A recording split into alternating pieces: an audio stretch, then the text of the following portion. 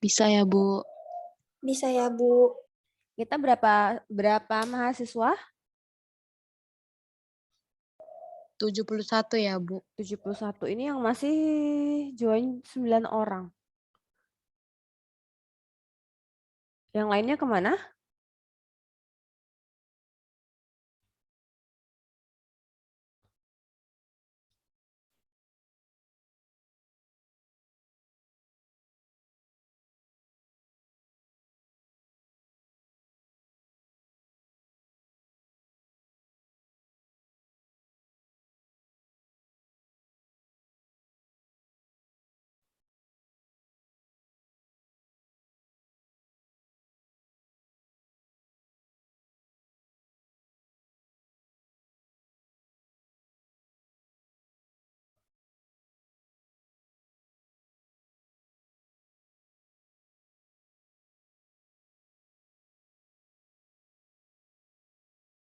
Ini pertemuan kedua ya, Dek ya?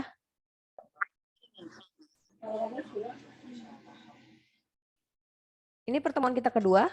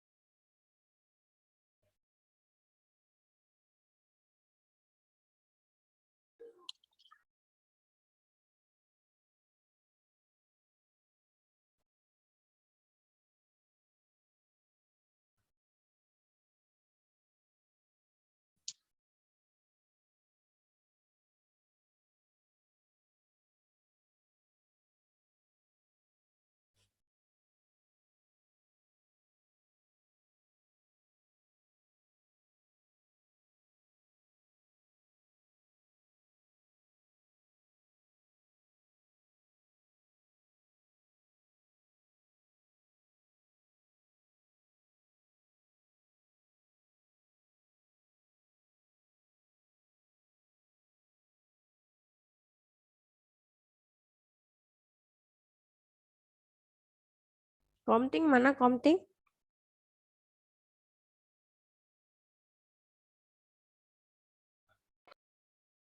Komtingnya siapa?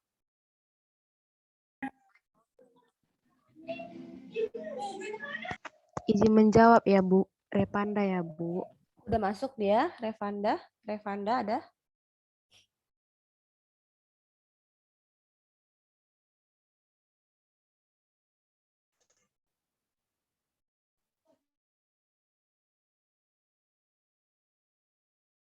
Izin menjawab ya, Bu. Bang Repandanya belum masuk ya, Bu. Aduh, lama ya. Ini pertemuan keberapa kita, Dek? Izin menjawab ya, Bu. Pertemuan pertama, Bu. Baru kali ini sama Ibu. Loh, yang minggu lalu? Izin menjawab ya, Bu. Pertemuan kedua ya, Bu. Pertemuan kedua kan? Iya ya, Bu. Iya, Bu.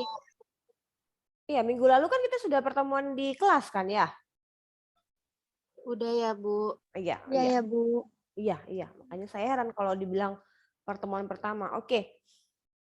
Kemarin itu saya sudah kasih itu ya, sudah kasih tugas ya.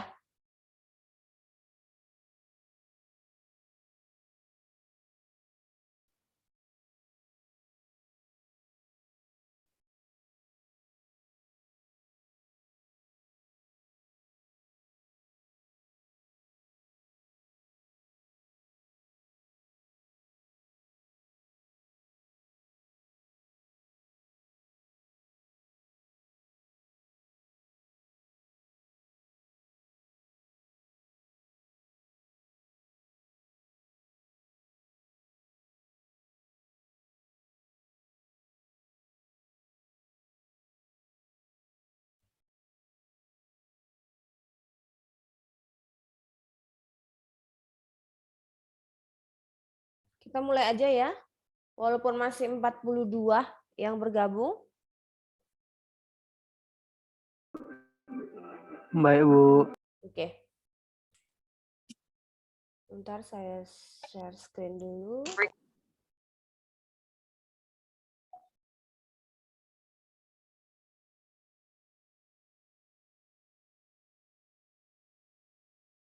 Oke.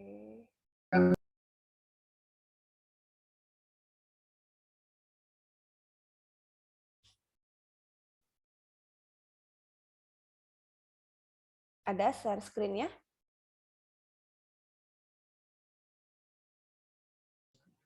Belum keluar? ada ya, Bu. Belum ada? Belum ya, Bu. Belum. Oke, sebentar ya. Udah ada ya, Bu. Sudah? Sudah ya, Sudah Bu. ya, Bu. Sudah, oke. Sudah ya, Bu. Belum ya, Bu. Loh, Belum ya, Ibu. mana nih yang benar? Sudah ada ya, Bu. Sudah kan? Udah, Bu. Sudah. Sudah ya? Bu. Oke, saya mulai aja supaya kita nggak kehabisan waktu karena sekarang sudah jam 3 ya. Jadi waktu kita tinggal 30 menit lagi. Oke, minggu lalu sudah sedikit saya bahas ya, saya berikan Anda pertanyaan. Apa itu psikologi? Ya, mungkin sebagian besar dari Anda sudah membaca sedikit ya, mencari tahu dari apa yang kita pertanyakan minggu lalu. Ya, kemarin saya mengajak Anda untuk menjawab apa itu psikologi. Ya, mungkin sebagian besar dari Anda juga sudah mencoba untuk melihat dari Google, ya. Oke, nah kemarin juga sebenarnya Anda sudah jawab apa itu psikologi, ya. Tapi saya pertanyakan lagi, Anda jadi bingung, ya. Oke, next kita lihat. Ya, oke, ini mata kuliahnya. Bergerak itunya Dek, slide-nya?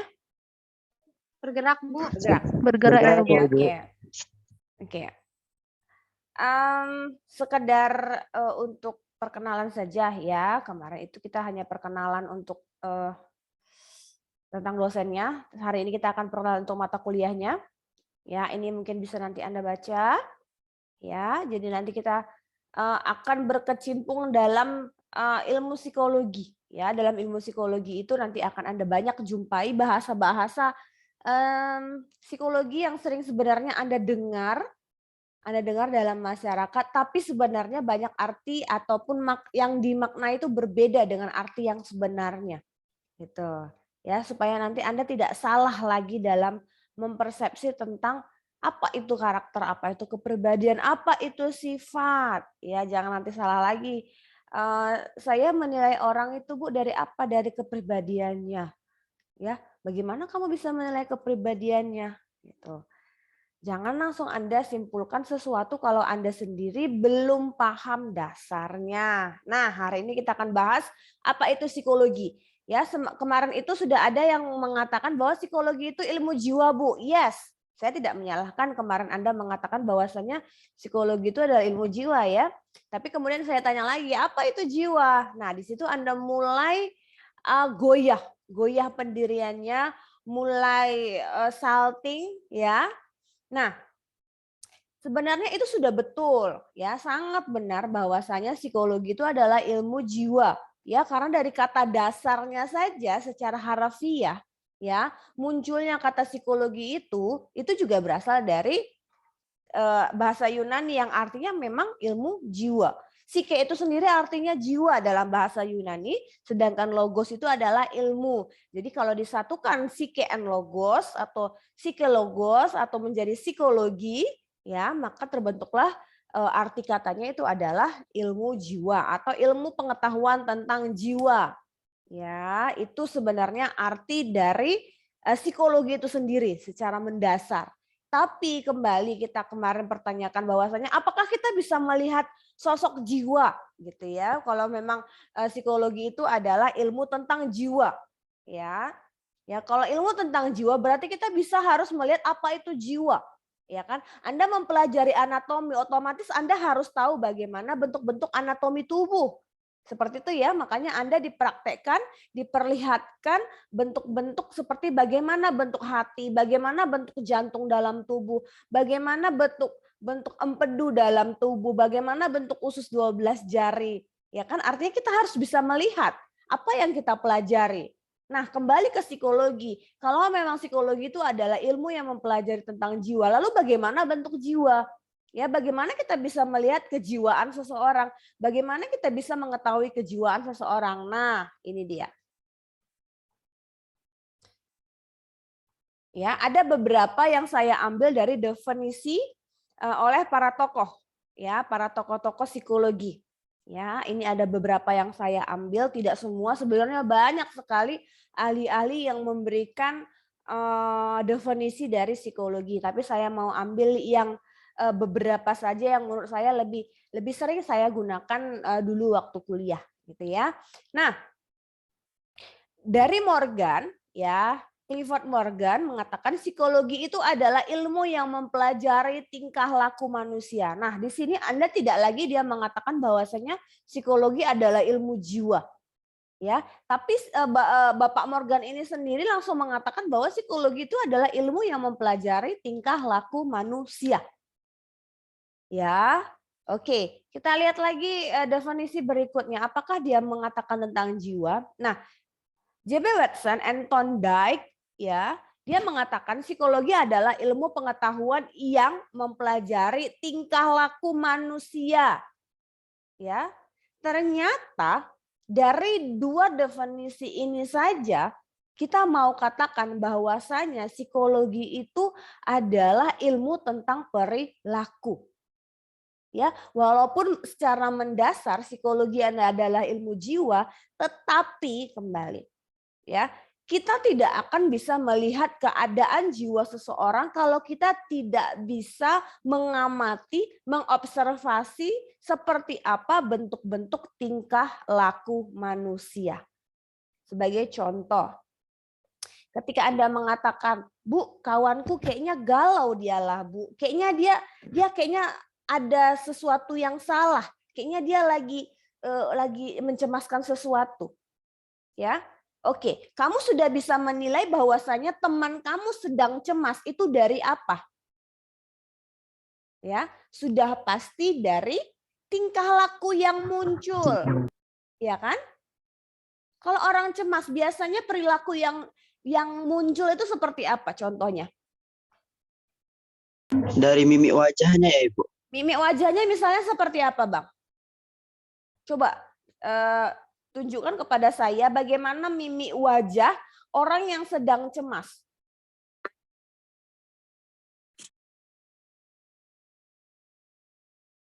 Bagaimana? Sehingga kamu bisa membaca, ya, mengetahui keadaan jiwanya bahwasanya saat itu dia sedang galau atau sedang cemas. Misalnya mimik wajahnya seperti apa?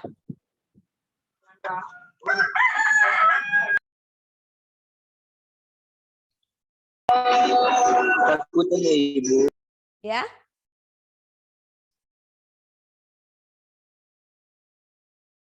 Siapa tadi yang mau jawab?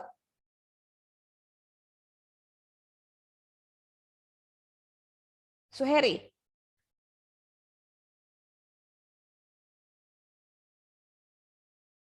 Siapa tadi yang mau jawab? Teman Aulia tadi ya Ibu. Oh, bukan Suheri. Tadi cowok deh saya dengar suaranya. Cuman nggak sempat saya lihat itunya. Hah? Siapa sih tadi ya?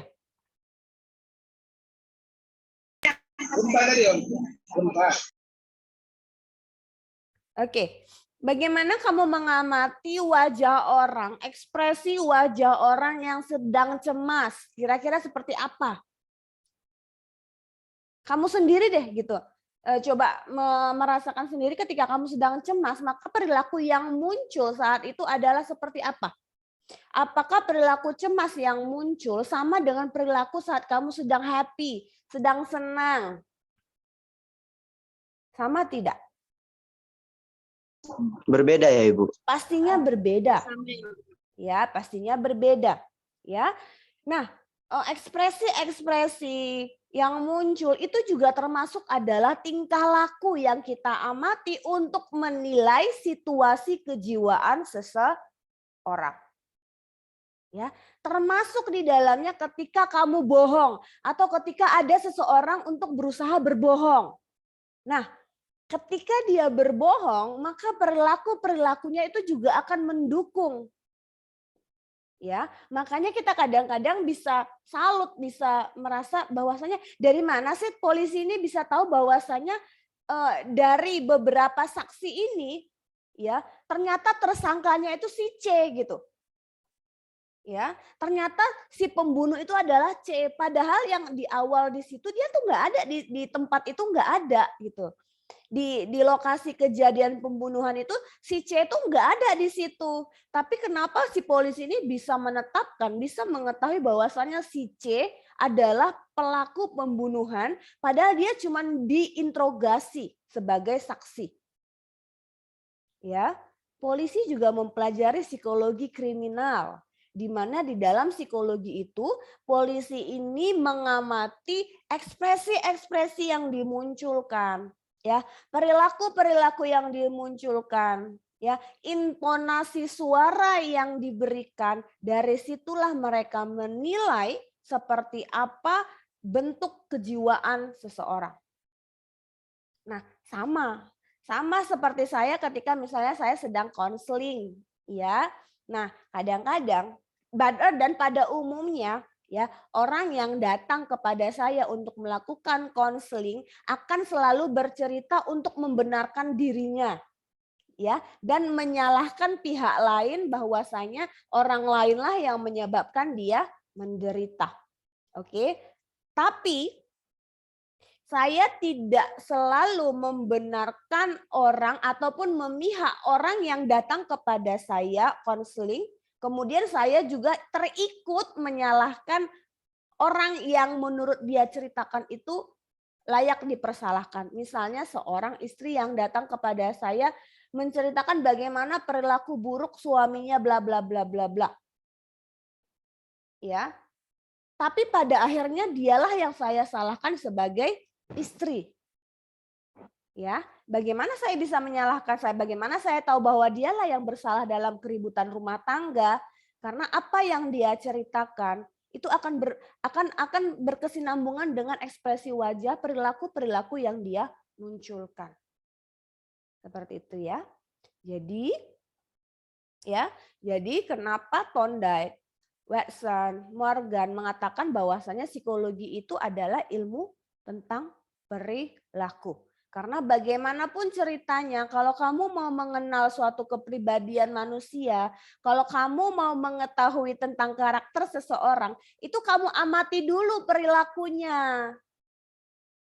Ya, kita tahu dulu bagaimana kebiasaan-kebiasaannya dia, bagaimana ekspresinya ketika dia marah, bagaimana responnya ketika dia berhadapan dengan masalah, barulah kita bisa menyimpulkan bagaimana tentang kepribadian seseorang.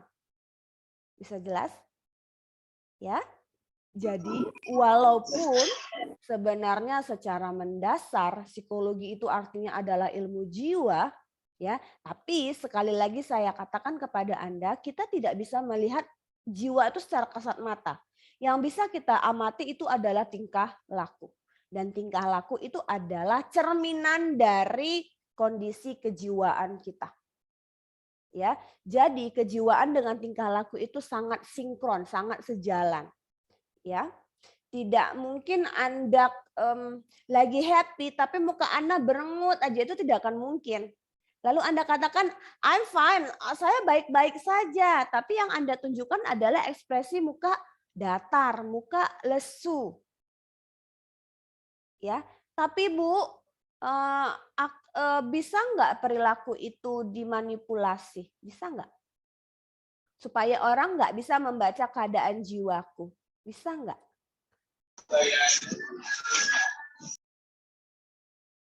Bisa nggak sih?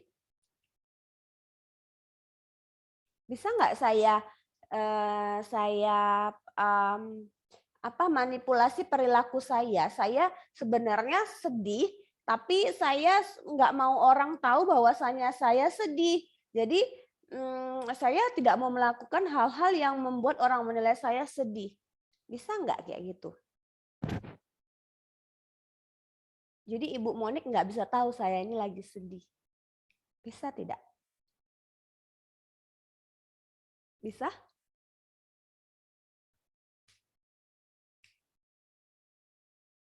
Bisa nggak?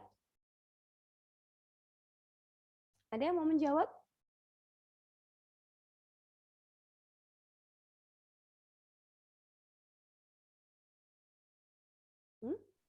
Izin menjawab ya Bu, bisa Ya. ya Bu? Bisa. Bisa kamu manipulasi perilaku kamu seolah-olah tidak sesuai dengan keadaan jiwamu. Izin menjawab ya Bu, dalam beberapa tahun Bu, kan sebenarnya dia lagi sedih kan Bu, cuman ditutupi dengan effortnya dia yang terlalu, misalnya kayak ketawa berlebihan, jadi orang-orang itu seakan-akan nggak tahu kalau dia tuh lagi sedih. Gitu. Oke.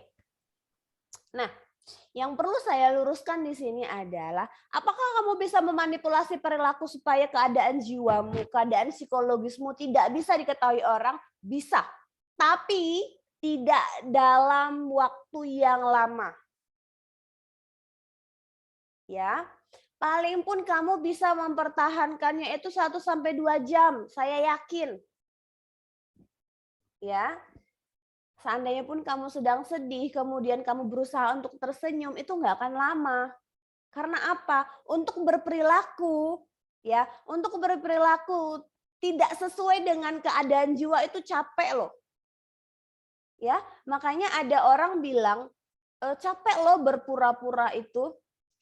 Ya, berpura-pura yang dimaksud di sini adalah kita tidak menunjukkan kesesuaian antara perilaku keluar dengan keadaan di dalam. Dan itulah orang yang mencoba untuk mempertahankan dalam waktu lama. Ya, jika kamu mempertahankan dalam waktu lama, itulah yang mendesak kamu menjadi orang depresi. Ya, hati-hati. Ya, hati-hati yang saya maksud di sini adalah catatan. Ya, kamu boleh mengatakan saya tidak pengen orang tahu saya sedang sedih, saya sedang stres. Tapi selesaikan stresnya. Ya. Cari solusi, cari orang yang bisa membuat kamu terbuka. Cari orang yang bisa membuat kamu menumpahkan semua ekspresi kesedihan kamu. Ya. Jangan terus-terusan ditahan, jangan terus-terusan disimpan di dalam. Ya, dan kamu selalu mencoba untuk tampil bagus, tampil sempurna, tampil ceria. Ya. Karena itu akan memiliki efek negatif terhadap kesehatan jiwamu. Ya. Kasus yang pernah saya lihat seperti itu adalah kamu boleh nanti cek profilnya si kasus Marsanda. Nah, kasus Marsanda itu persis seperti itu. Penyakit bipolarnya dia itu muncul karena tekanan-tekanan yang dia hadapi ketika dia masih belia, masih kecil, di mana industri TV ya menuntut dia untuk tidak boleh ekspresi nangis, tidak boleh ekspresi selalu harus tampil sempurna, harus tampil ceria, harus tampil feminim. Padahal sebenarnya hal-hal yang seperti itu belum tentu saat itu sesuai dengan keadaan jiwanya. Ya, orang tuanya, mamanya mendesak supaya dia selalu harus tampil sempurna di depan kamera, tidak boleh menunjukkan kesedihan, tidak boleh menunjukkan kecemasan, tidak boleh menunjukkan hal-hal yang tidak diharapkan oleh masyarakat untuk dilihat. Ya, padahal Anda bisa rasakan hal-hal yang seperti itu capek loh untuk bisa menjadi orang lain. Ya, itu saya kembali bilang bahwasanya hal-hal seperti itu bisa mencetuskan, bisa mendorong seseorang untuk menjadi bipolar, ya, ataupun depresi, ya. Jadi boleh kamu untuk tersenyum ketika kamu merasa sedih, boleh, ya. Tapi selesaikan kesedihannya, gitu loh maksud saya, ya. Kamu boleh tampak tegar di luar padahal di dalam sedang stres, boleh, tapi selesaikan stresnya, jangan ditumpuk, jangan diabaikan. Ya. Ya, kita hidup bukan harus menunjukkan bahwasanya everything is fine, everything is perfect. No. We are a human, ya.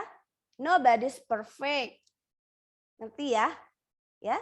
Jadi tujuan kamu mempelajari psikologi adalah bahwasanya keadaan jiwa, ya, itu akan tercermin di dalam bentuk tingkah laku manusia. Ketika tingkah lakunya mulai agak berbeda dari sehari-hari, ya, itu berarti sudah menjadi catatan penting ada something wrong terjadi di dalam psikologis dirinya. Ya, seperti yang Anda katakan tadi, misalnya dia ketawa berlebihan. Itu juga sebenarnya kalau Anda amati, ya, sesuatu yang berlebihan itu mungkin ada sesuatu yang salah di dalam. Pernah nggak dengar orang ketawanya kok nggak enak ya gitu loh. Ketawanya garing gitu loh. Ketawa yang nggak perlu ditertawakan. Ya, kalau Anda sensitif sebenarnya ada sesuatu yang sedang salah di dalam kejiwaannya. Bukan saya bilang sakit jiwa ya. Bisa saja dia sedang stres, dia sedang galau gitu loh. Tapi dia tidak mampu untuk mengekspresikannya keluar. Seperti itu. Ya, atau mungkin orang yang kalau diajak ngomong nggak nyambung. Ya. Nah, itu adalah tanda-tanda seseorang sedang mengalami sedang mengalami adanya masalah di dalam psikologisnya. Ya. Kamu misalnya pernah nggak coret-coret buku, coret-coret buku? Coba deh kamu perhatikan saat kamu mencoret-coret buku, ketika kamu coret-coret itu loh, suka coret-coret kalau lagi kayak ngelamun tapi bukan ngelamun gitu kan. Suka nyoret-nyoret kertas, entahlah nanti gini ya kan? Coret-coret kertas ya. Perhatikan, coretan kamu itu akan melambangkan situasi kejiwaan kamu. Ya, biasanya coretan orang yang sedang galau itu akan berantakan, berputar-putar. Ya, sedangkan ketika orang sedang happy, ketika orang sedang jatuh cinta, ketika orang sedang merasakan rindu, ya, maka coretan itu akan berbentuk. Ya, misalnya dia akan gambar bunga, dia akan gambar daun, gambar kupu-kupu, atau gambar orang, atau gambar hati. Itu adalah bentuk coretan secara tidak dia sadari, ya, menggambarkan situasi kejiwaannya. Ya, jadi kita sebenarnya bisa mengamati situasi keadaan psikologi seseorang dari bentuk perilaku yang dia munculkan, termasuk nanti berbohong. Ya, Bu, cowokku ini bohong nggak sih Bu sama aku?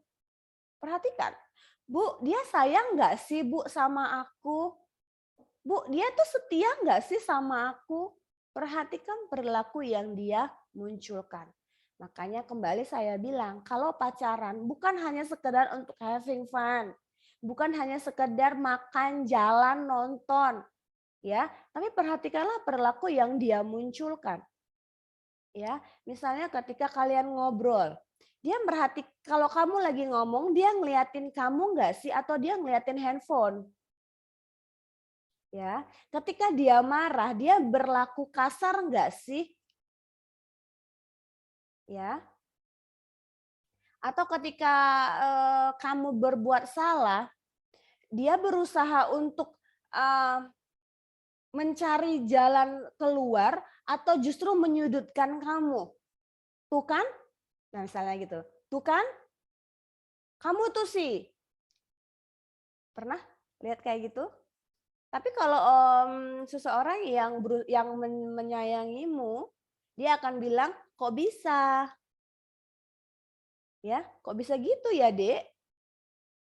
Ya, tapi kalau dia menganggap kamu hanya sebatas objek, dia akan mengatakan, tuh kan, kayak gitu sih kamu orangnya.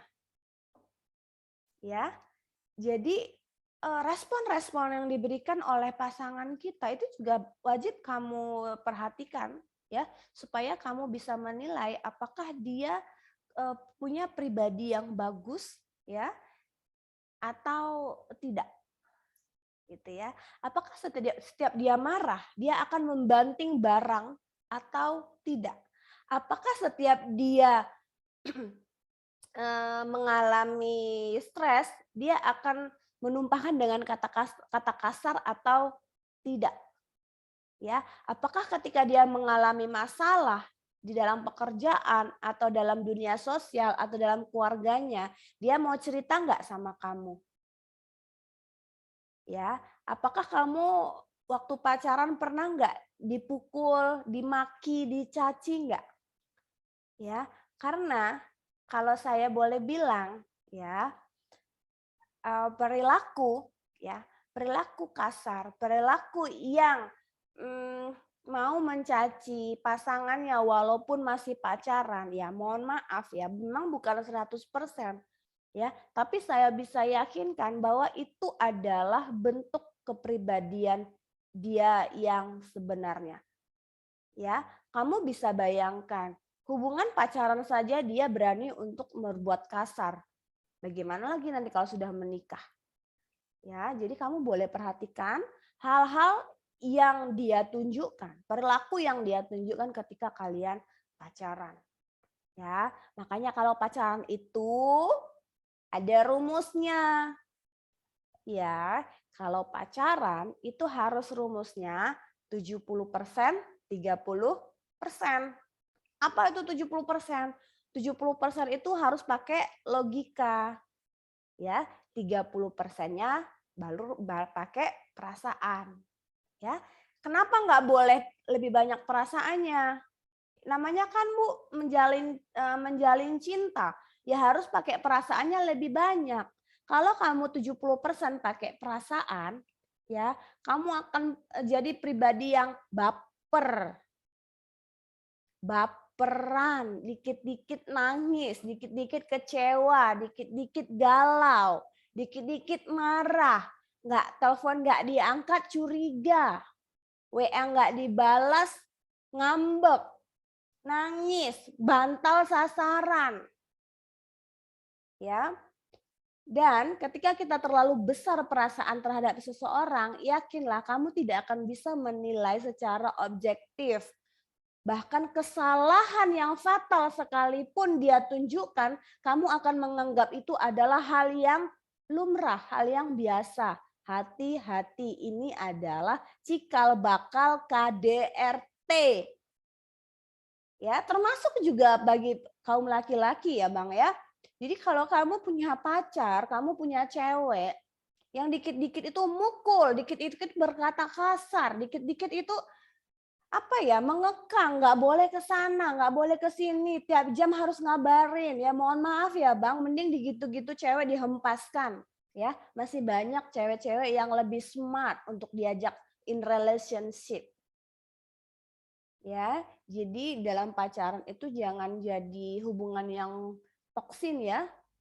Kalau udah pacaran toksin ya nggak usah deh kamu teruskan gitu ya. Itu cuman kamu melegalkan KDRT nantinya dalam dunia pernikahan. Ya, jadi 70% harus pakai logika. Ya, 30% perasaan. Ya, supaya kamu bisa menilai secara objektif apakah dia pribadi yang bagus, yang baik atau yang negatif. Ya, mumpung kamu masih muda, pacaran sih boleh-boleh aja. Ya, saya tidak melarang Anda untuk tidak pacaran. Ya, justru usia Anda memang sudah harus pacaran. Ya, harus punya in relationship ya untuk mempersiapkan suatu hubungan yang lebih serius nantinya. Nantinya saya bilang ya, nantinya artinya masih ada 5 tahun lagi gitu ya. Kalau sekarang Anda kuliahlah dulu gitu. Ya. Jadi kita dapat simpulkan secara umum artinya bahwa psikologi itu adalah suatu ilmu yang melihat, menyelidiki ya, menyelidiki. Jadi kamu nanti pacaran kamu selidiki dia dari bentuk-bentuk tingkah lakunya ya. Melihat, kamu lihat seperti apa tingkah lakunya, kamu lihat seperti apa ekspresinya, kamu lihat bagaimana emosinya, ya. Selidiki bagaimana kebiasaan-kebiasaannya, ya. Serta mempelajari, kamu pelajari tentang kebiasaan dia, tentang sikap dia, tentang tingkah laku dia, tentang aktivitas dia, ya. Karena sikap, tingkah laku, dan aktivitas itu merupakan dinamika kehidupan jiwa seseorang. Kelihatan benang merah antara perilaku dengan jiwa? Kelihatan ya?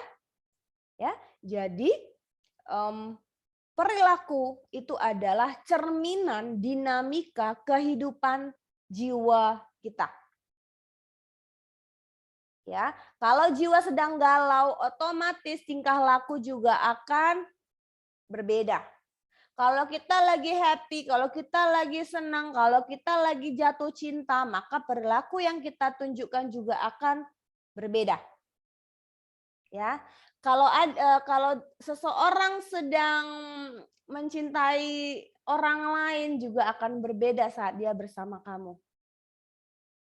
Ya, jadi sebenarnya kalau orang sudah punya lain hati, itu sebenarnya sudah bisa kita analisis gitu loh, sudah bisa kita selidiki dari perilaku-perilaku yang dia tunjukkan. Ya. Jadi sebenarnya kalau untuk mencari tahu apakah dia selingkuh atau enggak itu gampang sekali. Ya, nanti kita pelajari, ya. Oke. Oke, waktu kita sudah habis, jadi saya tidak bisa membahas ke bawahnya lagi ya, karena kita juga tadi masuk sudah jam 3 pas, ini sudah 15.31 ya, karena juga saya masuk les kelima di kelas lain ya, jadi untuk hari ini saya rasa cukup ya. Kira-kira ada yang mau ditanyakan? Ada yang mau Anda tanyakan? Sudah jelas ya Ibu. Jelas? Jelas ya? Sudah jelas ya Oke. Bu. Sudah Nah, jelas ya Ibu. ya, kembali saya ingatkan, kalaupun Anda punya pertanyaan, hal-hal yang menyangkut tentang kehidupan, pengalaman misalnya yang menyangkut dengan materi kita, jangan sungkan-sungkan untuk bertanya.